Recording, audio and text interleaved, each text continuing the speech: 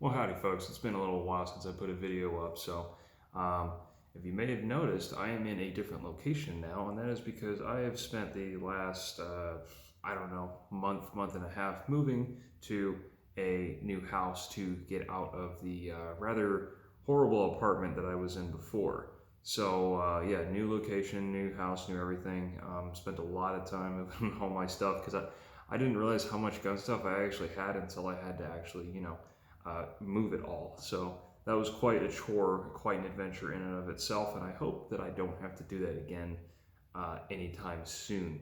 So with a new house, though, comes a lot of more new space to put things in.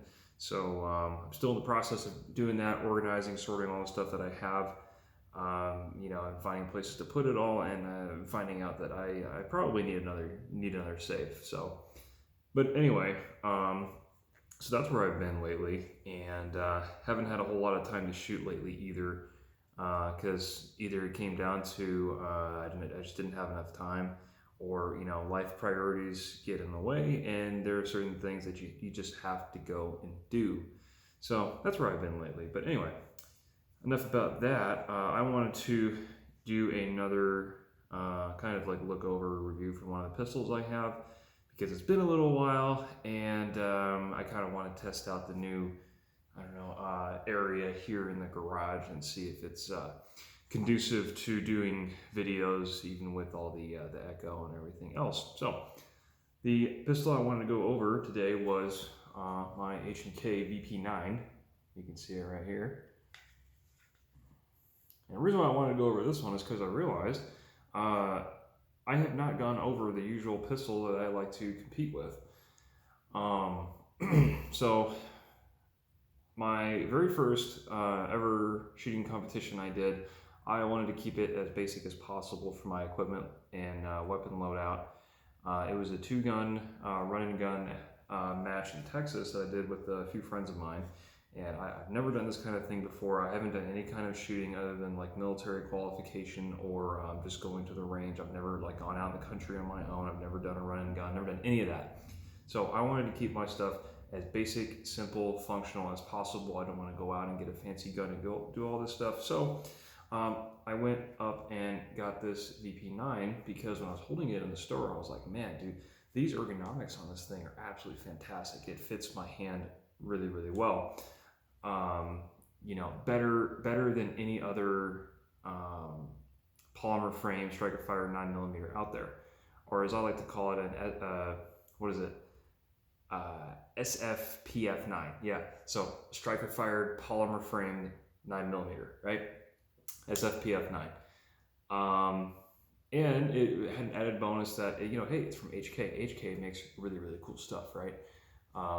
So I picked this up for a pretty reasonable price, actually. I think I picked it up for about $500 back when these were actually still pretty new. And I was like, man, this is really, really cool. I like it. And I was kind of egged on by a friend of mine in California who, he doesn't live in a free state. He lives behind enemy lines, so he is not allowed to own this ultimately hyper dangerous assault weapon, known to the state of California to cause cancer. Really, the solution to all that is California should just pay its cancer shield and we wouldn't have these issues, but that's a story for a different day. Anyway, so I picked this thing up and I was really, really happy with it. It shot very well for me. The trigger was awesome. Better than, I think, better than a PPQ, although some people would argue that. For me, I think it's better than a PPQ. In general, though, for most folks, I will tell them that these triggers are pretty much identical in terms of niceness, performance, that kind of thing. So, the reason why I didn't go with a Glock, though, for my competition, because I hate Glocks. They don't fit my hand well, and I hate the triggers on them. And also, they look ugly, right? So, I did not go with a Glock because I didn't have one either. I didn't feel like getting one. So I went with this instead because it was priced right around the same. It's from H&K, so it's automatically cooler than Glock. It's 9mm. It had really, really good ergonomics, and it has a paddle mag release. Bam! Which is, by the way, the superior mag release system. Europeans got something right for once. But anyway, So I use this and just a standard 16-inch AR, my Armalite actually, for the competition, and it went pretty well. I was very, very happy with the performance of this pistol. And this is even with crawling through, you know, dust, dirt, muck, whatever, climbing over obstacles and things like that. This pistol performed just fine, even with the target sights that I currently have on it right now. And as you can see right there, those are LPA target sights, fully adjustable rear sight with a fiber optic front. Now I will say, if you know anything about VP9s, H&K did come out with the VP9 long, which has a big long, like a bit of a longer slide or upper for these things, right? And they put the exact same sighting system on here as I did for mine, but I did it first before they came out with it. So I was a little miffed when they came out with the long slide, because I absolutely love this gun and I would have loved to get a long slide version, but these sights alone are like 120, 150 bucks. And they do factor that naturally into the cost of the VP9 long.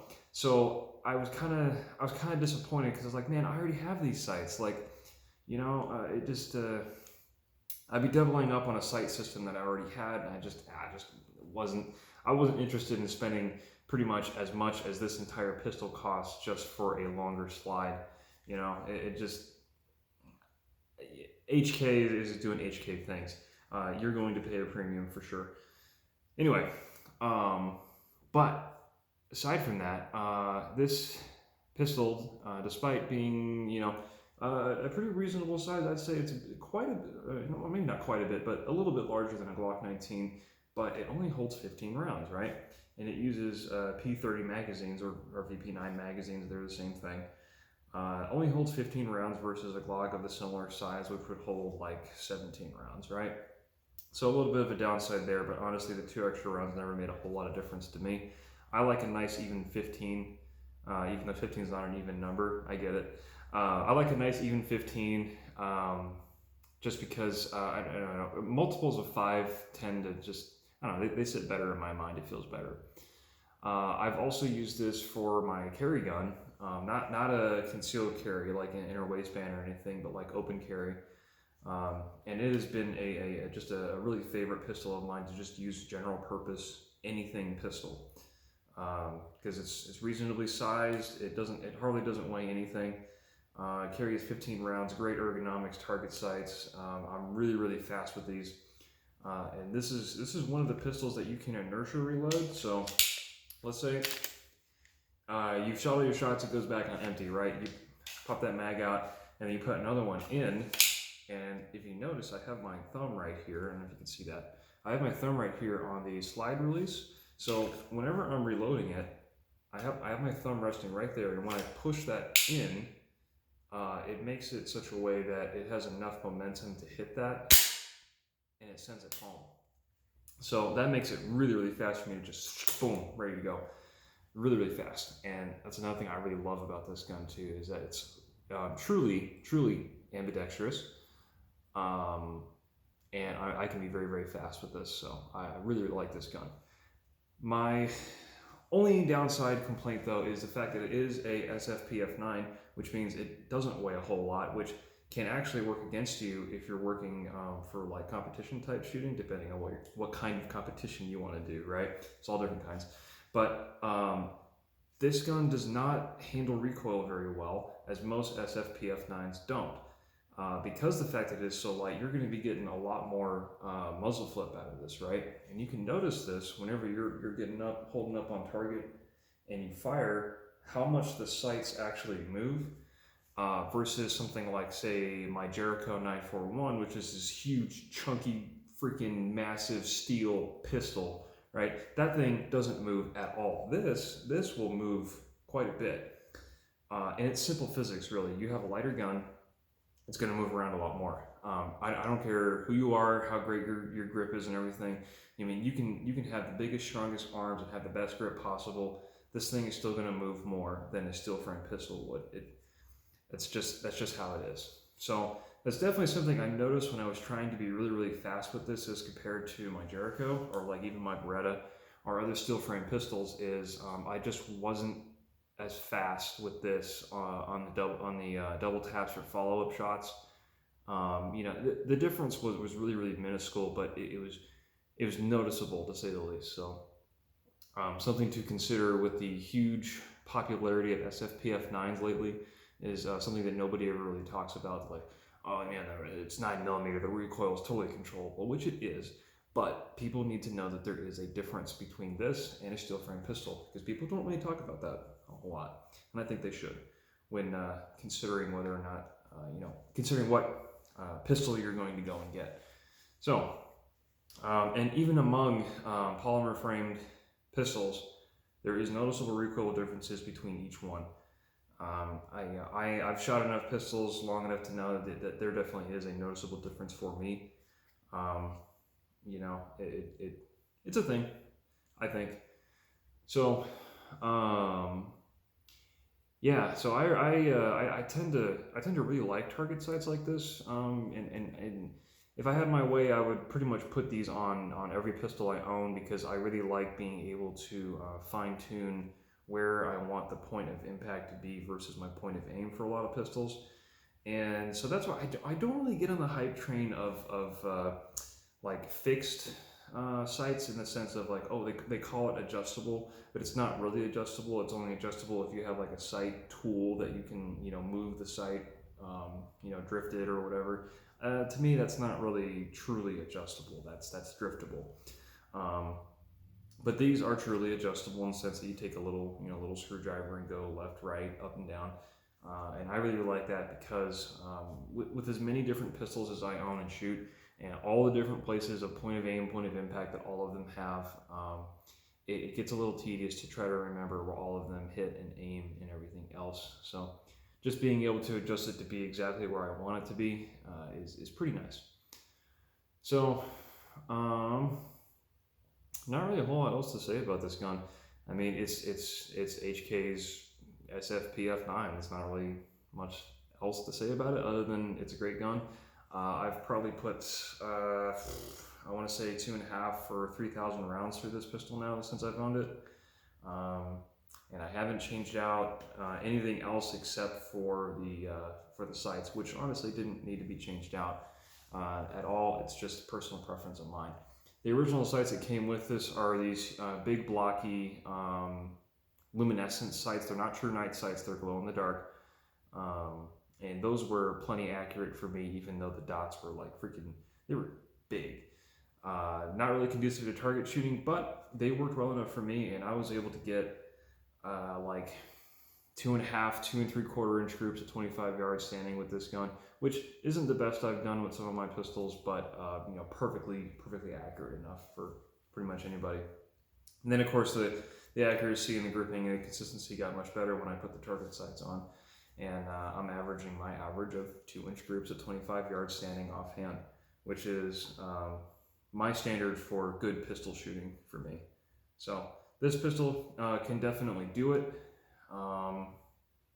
There's not anything really cosmic about these things. If you've handled a striker-fired polymer frame 9mm, you pretty much know how this one works. So, with the grip here, you have a whole bunch of like interchangeable panels, right? So, in the box, HK offers like 3 different sizes. You got the small, medium, and large. I tried all of them in all different kinds of configurations and stuff, but to me, the stock medium all the way around was the best one for me. I don't see a reason or a point to change them, and I think most people will tend to keep them the same way as well, unless you have abnormally, well, maybe not abnormally is the right word, but either outside of the norm, I don't know, small or large hands, you may want to change up the panels here or there. I didn't really feel a need to, because it fits just fine the way it is. Now, the one benefit I could see though about having removable panels like this is that a lot of the SFPF9s you run out there, or really any polymer frame pistol, is that the grips are not interchangeable, right? You can't really do a whole lot with them. You can't do like a 1911 or other steel frame, metal frame pistol where you take the grip panels off and you replace them with like G10 or like wood or rubber, Hogue, or whatever grip style choice you want. You know, or if you want to get a certain color, right? So with this, you can take all 3 of these panels off, or however many you want, take them off, and you can buy extras, or you can take the ones from here and you can Cerakote them, you can color them, you can paint them, you can texture them, you can do whatever, and you can, you know, swap them back on, take it back off, do whatever you want, do it, you know, go crazy, right? You can customize it the way you want, which I think is a really, really nice feature, because a lot of striker fired polymer frame 9mm do not have that kind of customizability while keeping the gun intact. So I know a lot of dudes out there are like, oh man, I got to get my Glock textured, you know, I got to get my Glock grip texture and everything, got to get it stippled, got to get that laser job on there. Well, the problem is, that's a permanent modification, right? So let's say, I don't know, for whatever reason you decide you want to sell your Glock. Well, guess what? Now you're trying to sell a quote unquote custom Glock, right? And whatever you do, please don't be that guy who's like, oh yeah, I got my custom Glock, and I'm gonna sell it with the you know, price tag with how much I paid to get the grip stippled and everything. Please don't be that person, because you will never ever get the money out of it, of what you put into it. Just how it is. So what I'm saying, really what the point is you can do modifications to this grip without having it be permanent, which is pretty cool. Yeah, I mean, I think I've pretty much covered everything there is to really cover about this gun. I mean, I think they are a phenomenal value. I think they are pretty much almost in every way equal or better than a Walther PPQ. It carries the H&K cool factor, which everyone knows H&K is super cool, and you're much cooler person for owning an H&K. This is just facts. I mean, I don't know why they don't list it on their website or their manual as a feature of the guns that you buy, but everybody knows it, right? So highly recommend. You can find the LE models of this, which have like actual night sights and usually an extra magazine. You can find those all day for you know, the $500 to $600 range. You know, so excellent value for a great gun that has superb ergonomics, great, you know, true ambidextrous, the superior paddle magazine release, a trigger that is as good or better than a Walther PPQ, which is legendary among the SFPF9 market, and plenty of aftermarket accessories, maybe not as much as a Glock, but plenty of aftermarket accessories that you can really trick these things out in any way you so choose.